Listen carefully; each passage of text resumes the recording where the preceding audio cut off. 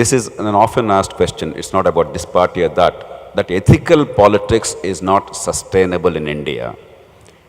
That what we all desire or we claim to desire is not winnable in India is a proven proposition.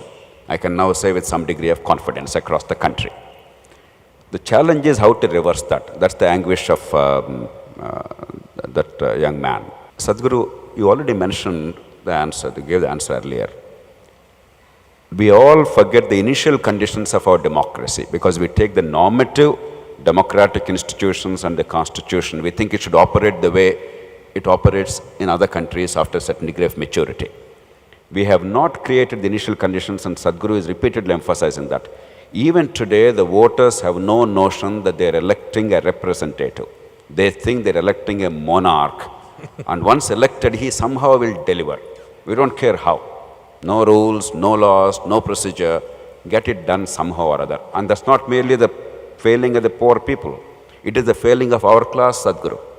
It is the failing of the middle classes, it's the failing of the educated. That's the general perception. The second is, Sadhguru, I agree with the broader point that all of us are political. Politics is not a dirty thing, and I'm glad that you're making that point as a spiritual leader.